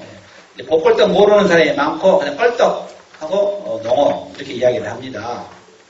근데 제가 신의도 갔더니 거기서는 껄떡이란 말을 쓰기는 쓰는데 깔치막이라고도 한다고 그래요.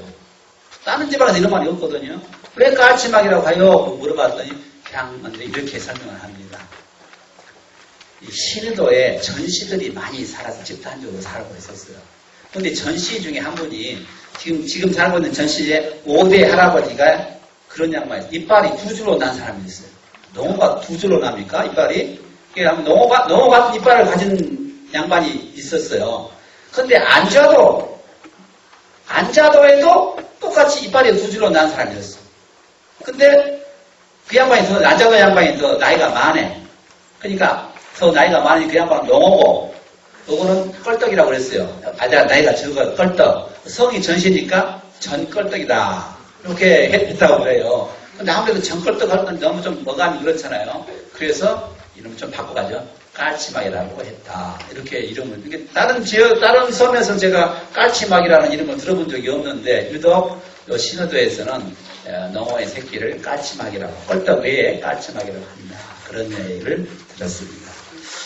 자, 제가 한 시간 반 정도 말씀을 드렸나요?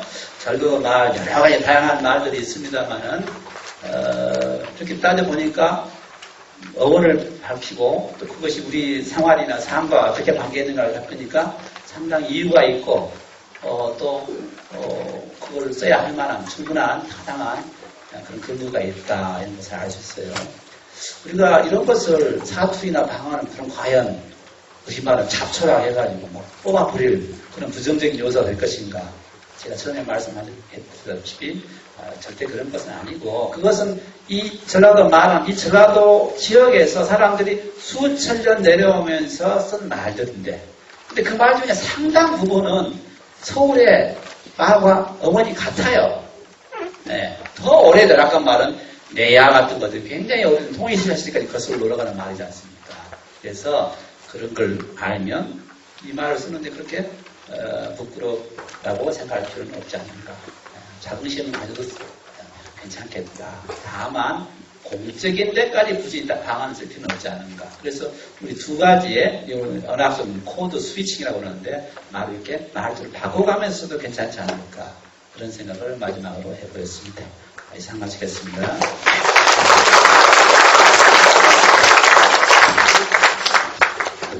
혹시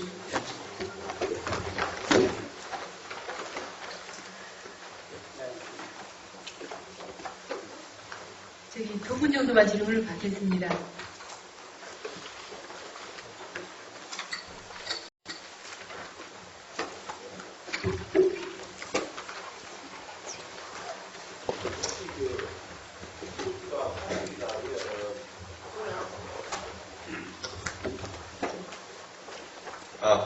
네, 교수님 혹시 이쪽 지방 사투리가 정리되어 있는 혹시 그 사이트라든지 아니면 정보를 좀 공유할 수 있는 곳이 있을까요?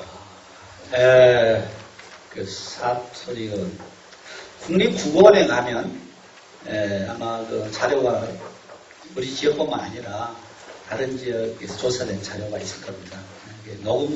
지금 그것도 공개하는가 모르겠는데 녹음 자료, 음성 파일, 그리고 전사 다 기록된 것들이 있을 거예요. 그리고 이건 약간 웃음 말이기도 한데요. 아까 농어의 새끼가 껄떡이라고 하셨잖아요. 근데 보통 그 껄떡하고 껄떡된다 할 때 그 껄떡이 그 차이가 어떻게 되나요? 그러면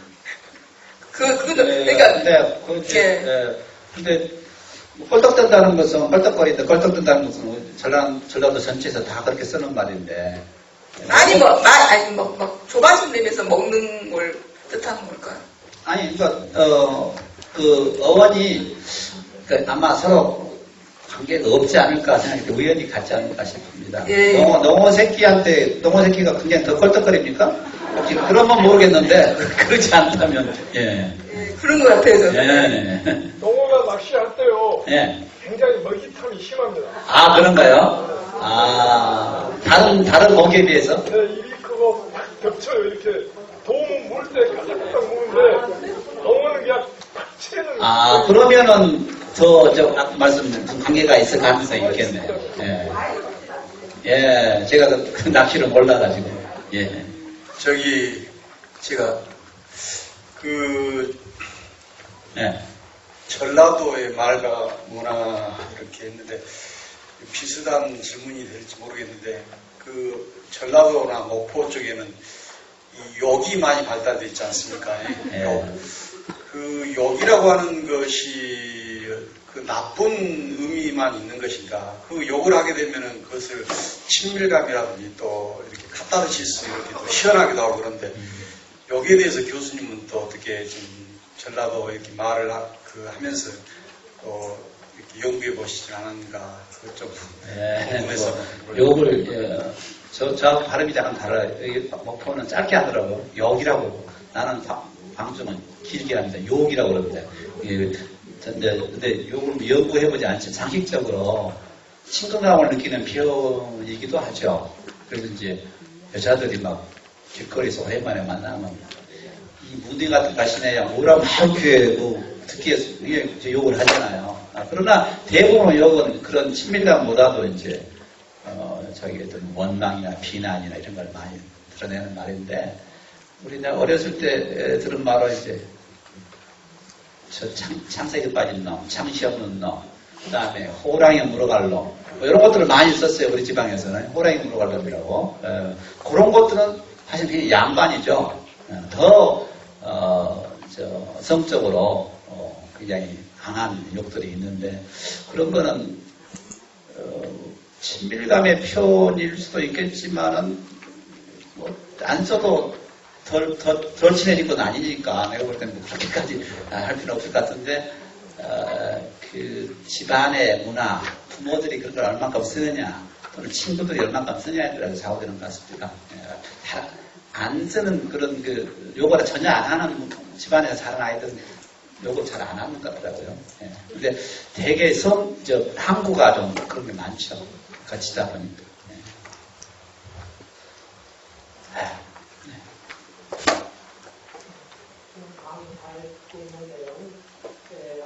전라도 말씀에도 아까멘키로 하고 군인들이 전라도 군인들이 아까멘키로 그다음에 한기짝으로 그러니까 경상도 군인들이 못 알아듣고 총 맞아 죽었다는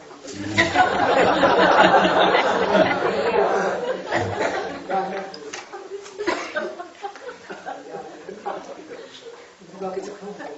경상도 사람들이 시사하는 사투리가 까불이란 말이 있다고 전라도에 있는 보통 까불이란 말을 보통 무시하는 거예요. 땡땡이 치는 거. 일단 성교한다는 뜻을 쓰죠. 문동아가 그 한자로 글 배우는 아동아 그런 뜻으로 해석하면 욕이 아닌데 온통이. 경상도 사람들은 글 배우는 이 학생아 그러면은 화를 낸다고 해요.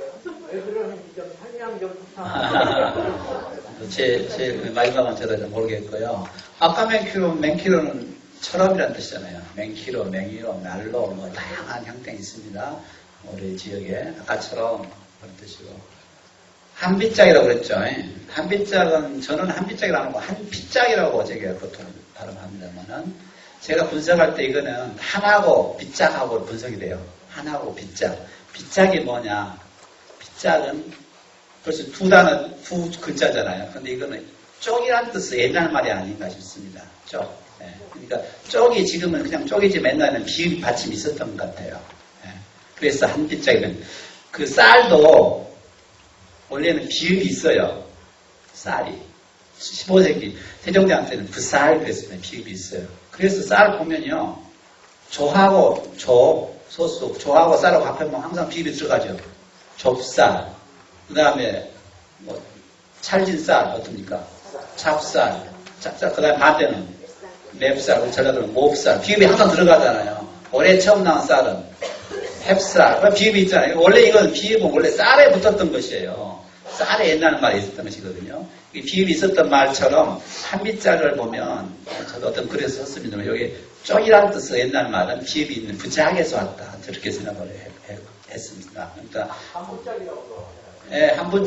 한분짝이든지 뭐 그 모음은 달라질 수 있습니다. 한부, 한비. 근데 그게 이제 원래는 이음절이나 비읍 지으셨지 않았는가 그렇게 생각을 하는 것이죠.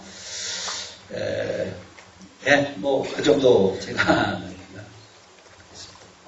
호랑이 물어갈 놈이랑 의미가 어떻게 설명하세요? 호랭이한테 물어갈 놈, 호식. 호랭이가 물어가잖아요.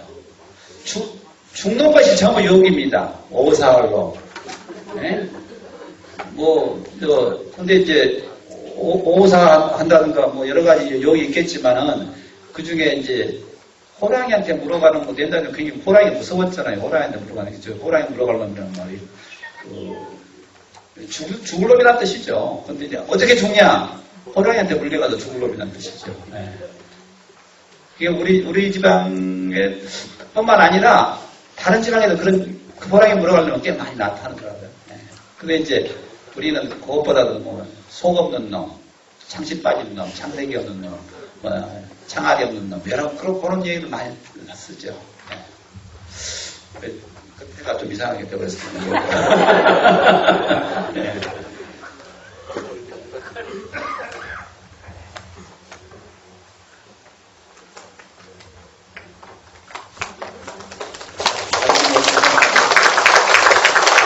여러분 많이 즐거우셨습니까? 네.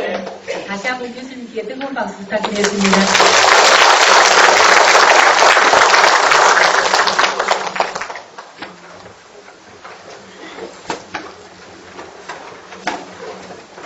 이상으로 제32회 시샘 공문학 강좌를 모두 마치겠습니다. 대단히 감사합니다. 다음 강좌는 오는 17일 허민승 강사의 몸과 우주 그리고 삶의 비전이 있겠습니다. 많은 참여 부탁드리겠습니다.